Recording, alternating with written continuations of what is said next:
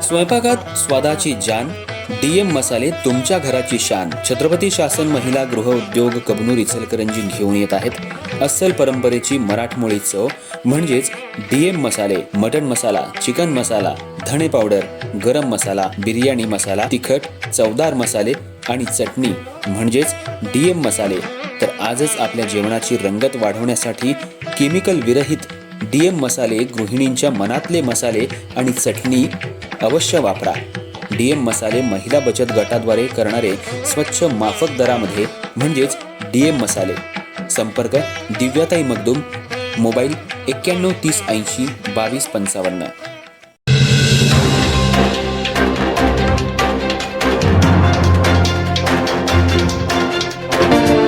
नमस्कार, मी तेजस्विनी मगदूम. एम मराठीमध्ये आपल्या सर्वांचं स्वागत आहे. पाहूयात ठळक घडामोडी.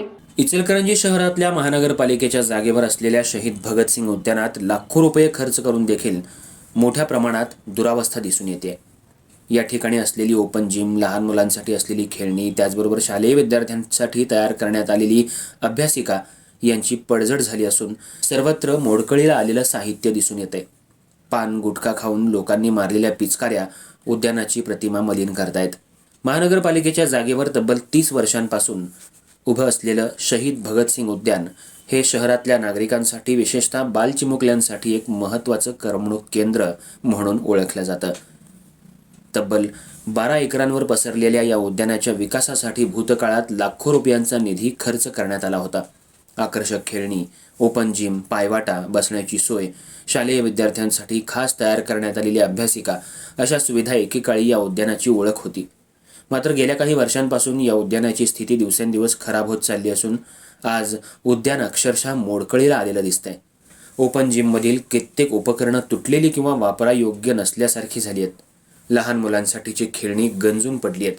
अभ्यासिकेचा वापर पूर्णपणे थांबला असून त्याच्या भिंती, बसण्यासाठी असलेली बाकडे आणि आसपासची जागा पडझडीच्या अवस्थेत पोहोचलेत. त्यामुळे उद्यानाचं सौंदर्य हरवत चाललंय. याशिवाय काही नागरिकांनी पान गुटखा खाऊन केलेल्या पिचकाऱ्यांमुळे संपूर्ण परिसराची प्रतिमा मलिन होतीये. देखभाली अभावी उद्यानाचा चेहरा मोहरा पूर्णपणे बदलला असल्याचं चित्र समोर येतंय. नगर परिषद असताना दरवर्षी निधी उपलब्ध करून उद्यानाची नियमित डागडुजी केली जात होती. तत्कालीन नगरसेवक आणि नगराध्यक्ष यांनी नागरिकांसाठी विविध सुविधा उपलब्ध करून दिल्यानं शहीद भगतसिंग उद्यान शहरातील आकर्षण केंद्र ठरलं होतं. मात्र गेल्या 4 वर्षांपासून इचलकरंजी महानगरपालिकेवर प्रशासकच कारभार पाहतायत. कारण महापालिकेच्या पहिल्या निवडणुका अद्याप झालेल्या नाहीत. लोकप्रतिनिधींच्या अभावामुळे अनेक विकास कामांसोबतच उद्यानाच्या देखभालीकडेही दुर्लक्ष झाल्याचं नागरिकांचं म्हणणं आहे. उद्यानाची ही दुरावस्था पाहून नागरिकांमध्ये नाराजी वाढली असून तातडीनं लक्ष घालून उद्यान पूर्वस्थितीत आणण्यात यावं अशी मागणी आता जोर धरू लागली आहे. विशेषतः बालचिमुकल्यांसाठी असलेली तुटकी खेळणी आणि उद्यानातील अस्वच्छता हा गंभीर विषय बनत चाललाय. सध्या निवडणूक प्रक्रिया सुरू होण्याच्या मार्गावर असून शहरात विकास कामांविषयी पुन्हा चर्चा सुरू झाली आहे. महानगरपालिका प्रशासनानं या उद्यानाची तातडीनं दुरुस्ती करून शहरातील एक महत्त्वाचं सार्वजनिक स्थळ पुन्हा पूर्ववत करावं अशी अपेक्षा सर्वसामान्य नागरिकांनी व्यक्त केली आहे.